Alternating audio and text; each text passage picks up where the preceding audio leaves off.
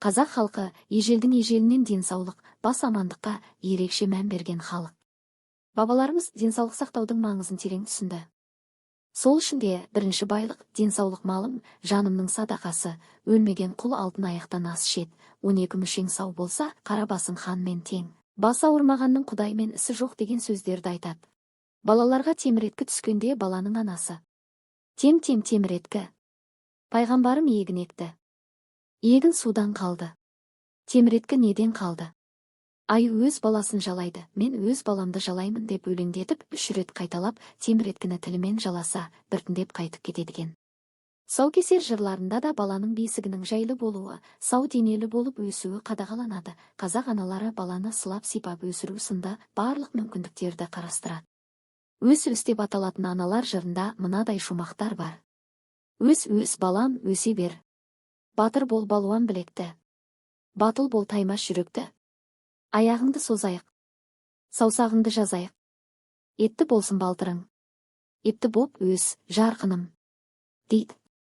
Немесе баланың екі қолын екі жаққа жая созып. Қаздың қанатын берсін.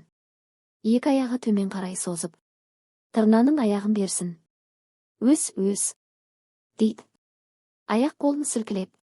Серпінің сұңқардай болсын. Тебінің тұлпардай болсын. Өс. Дейді. Немесе, менің бөпем аппақ. Күліп ойнап жатпақ. Көзі олының көзіне теріскен. Тілі олының тіліне теріскен. Өс. Деген сияқты өлеңдер айтады. Мұның бәрі халқымыздың бала туған күннен бастап оған жасаған күтімі мен саулығы үшін істелетін барлық пайдалы амалын көрсетеді. Ауыз әдебиетінде де қара өлең үлгілері мен ежелгі жырдастан әндерінде ең әуелі амандық сұрасатын дәстүр болған. Мысалы, халық әнде. Есік алды қоғалы ай. Әркім көңілі жоғары ай. Аса байлық не керек? Ден сау болса болғаны ай. Дейді. Немесе, угай әніміз. Арпа бидай дәніміз. Аман есен болайық. Көріскенше бәріміз дейді. Ауырып жатқан адамның көңілін сұрау да қазақ халқында кем болса болмайтын жанашырлық міндеттің бірі. Келген кісі науқастың көңілін көтеріп, оны рухани жақтан сергітуге ерекше мән береді. Көңіл сұраушы адам науқастың көңіліне медеу болатын, хал жағдайыңыз қалай, шике ет ауырмаққа, сауығып кетіңіз, ауру батпандап кіріп, мысқалдап шығады, ауырып тұрды, не, аунап тұрды, не деген сияқты сөздермен аурудың көңілін жұбатады.